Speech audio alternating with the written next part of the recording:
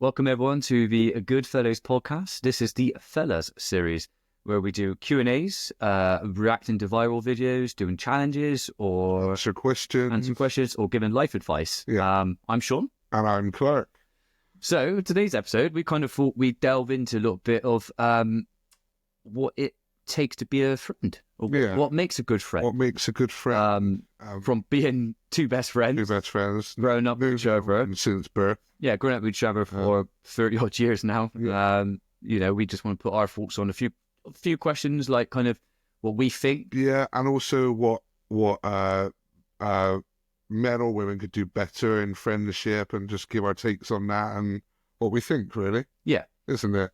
So I think the first one would be, for me, is kind of what makes a true mate stand out. Yeah. Like I said, we're best friends. Yeah. You know? Yeah. I'm not your fucking friend. No, Yeah. Great.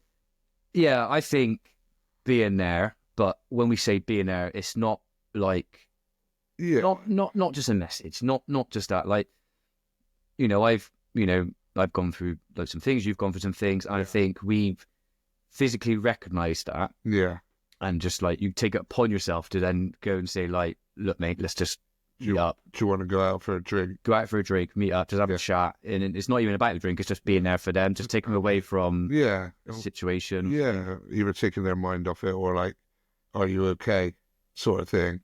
That is, I think like you're actively being there then, aren't you? You're showing up for them rather than just like, oh, if I can do anything, just let me know. Yeah, and then nothing happens. And like I said, I highly respect you as well, isn't it? You've done that a lot of times with me. Sure. And likewise. So, and that stands out, and that's why our friendships lasted so long, I suppose. It's the test of time. Not quite. Another 30 years, maybe. It's important as well, I think, to show up and just every now and then just check in as well, like how you doing, what's going on, like taking an active interest in what they've got going on in their lives. Yeah, because catching up like that. Yeah, because notoriously, and it's obviously talked about a lot of stuff, like men are like not as open to talk about their mental everything up, to talk about your kind of mental health issues and stuff, and they do need help. Yeah. And it could not even be each other, friends. And sometimes you might see someone. Yeah. And think did something all right, or you might go and just give them a smile or hello or anything like that, or whatever, and then check on them. But I think it's definitely what makes us some good friends. I think it does. It does. Yeah. It's just being there for each other. Been. Yeah, always will be. Always will be. Especially if you keep bringing me those nice beers. Bribery works as well. Yeah. Think Yeah. I suppose. Yeah. So then, kind of, we've got another little topic here. We're going to say, like, what's something lads are terrible at when it comes to friendships? Well, I'll say personally, for me, like, it could be a boy or a girl, but a man or a woman. But like, when you message someone and you can see they read it or they've been online and that, I know it's a bit social media, and they just ignore it. Yeah. It's just like, I know everyone's busy, everyone's got their own stuff, but I've got 2 kids, about to be 1 on the way. I run my business, I've got a wife and that, but I will still try and reply quite quickly after like they send it, or I'll say, I'm sorry, I'm in the car right now, so when I get back to you. Yep. Rather than just reading it and ignoring it. And there's loads of people I know who do that, and it just comes across fucking rude. And you just feel like, come on, it doesn't take 2 seconds to say, oh, whatever. Yeah. And most people, they're on their phones a lot anyway.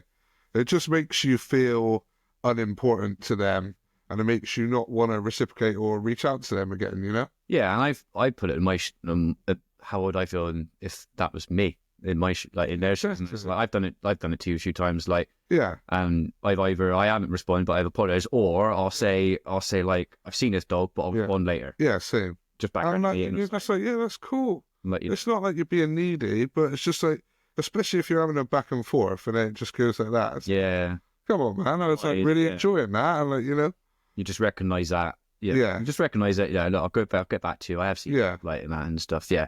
I suppose. Go on. Yeah. Carry on. That was my point. I was going to say, I think kind of actively listening.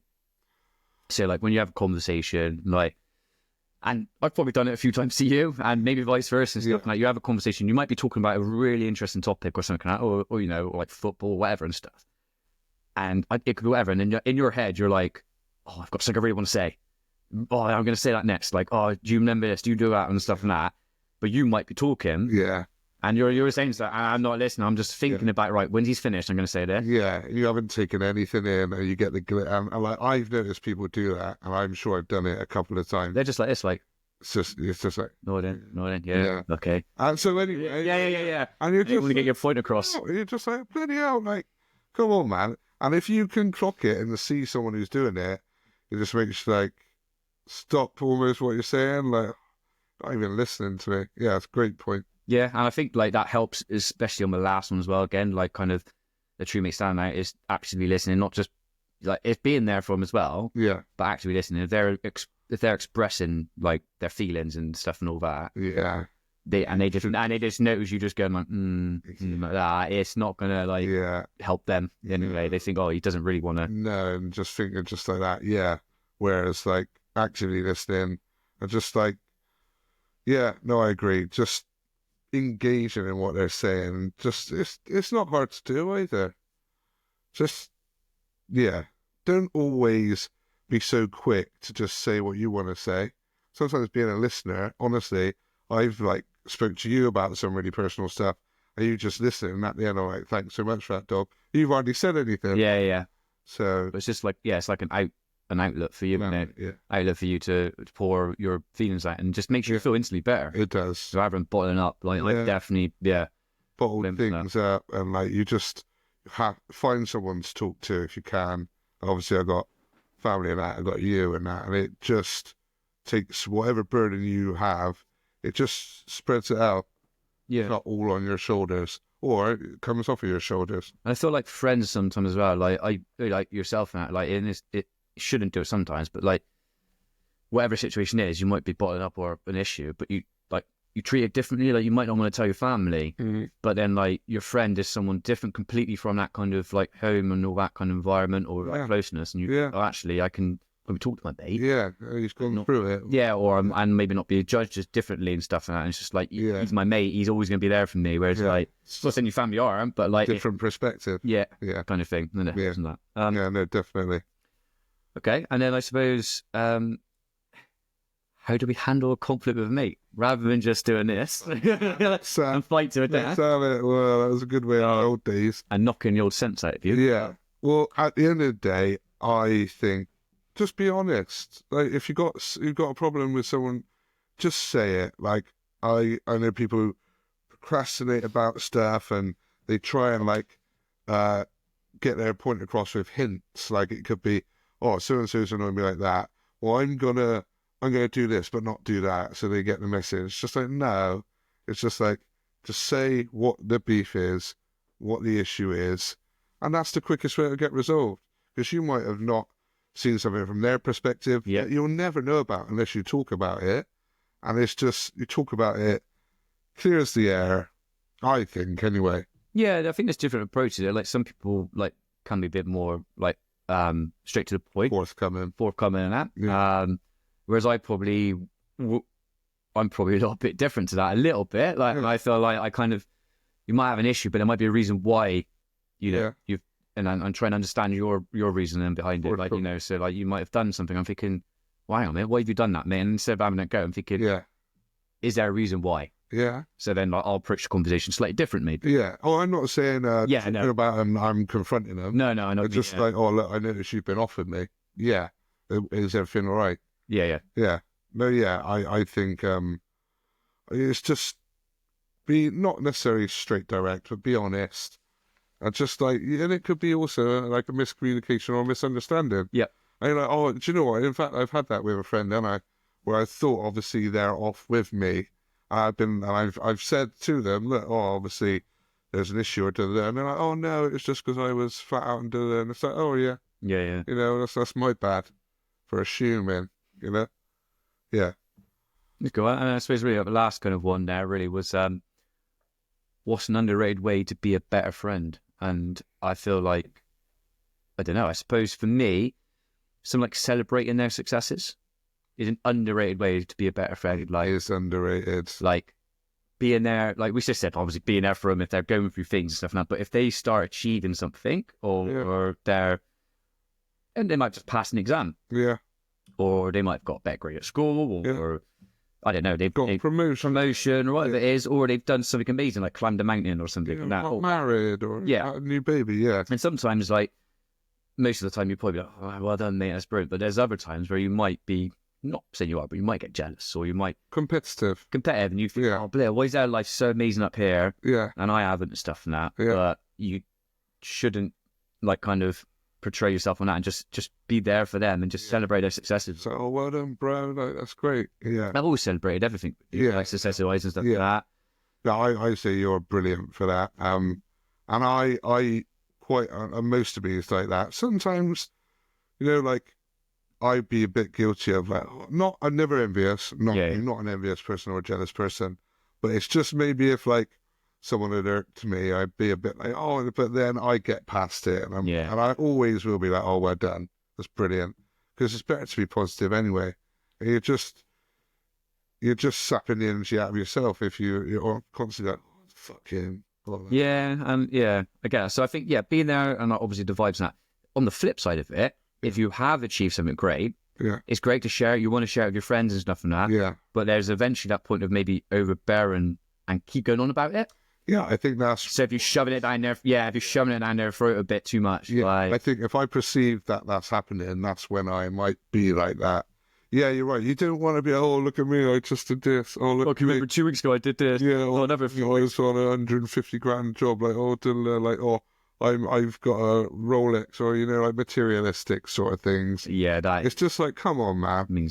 Like, me and you ain't like that at all. And like the friendship group we've got is just like so not like that in terms of personality. And none of my friends are like that. No. It was someone who was a part of the group, and they don't live in Bristol, and people will know who this is. And he'd be like, oh, I used to be a DJ, I used to be on this job, I used to be there. So no, I'm on about. And it's just like, we don't give a fuck. We don't care about that. If you're a good friend, that's all that matters. If you want to have a laugh with the lads and that, that's, again, like, celebrating their wins, because it's easy to have a friendship group or a friendship and roast each other. It's easy to do. But you will notice with really good friends, which is what we've been talking about, they celebrate your wins. That is very rare, which is why you said it's underrated. Yeah, 100%. That's kind of, I suppose, it really. I suppose the best thing is keep it healthy, keep roasting each other. Within maybe certain limits, because certain people might take it the wrong way if you... Not much limits. That second, I mean, I don't think there's nothing we've not said to each other. No. If we ever do like an proper uncensored podcast, we'd probably get banned. I think that's a true friendship, though. Between us, like, I know whatever I've said to you, you've said to me. If it's bantering like that kind of thing, it's never to heart. It's never like serious now. It's always like, oh, bloody hell. You back next time. There's nothing you could say that would offend me. And nothing. But no, that was good. That was good to talk about. If you have any other like things you want us to talk about from this point of view of like advice, men's mental health, or even, and it's not just men, like, that topic's pretty much for men and women, like what we discussed. And even, I suppose, if you're going through a situation or you want to, you can obviously do it anonymously, whatever, and that, if you want to send in things like, what would we do in this situation? We're happy to give you our advice. Things like that, and whether you use it or not. Whether or not you agree with the advice, if people think out there, well, it's bad advice or good advice, but like, it's our advice. It's our advice. And if you want us to give it, then send it in. We'll give it. But thank you for watching and listening. Follow us, our Linktree, Goodfellas Podcast. We'll put all the links up on our socials. And we really appreciate you watching. Thank you, and we'll see you next time. Cheerio. Cheers, everyone. Bye.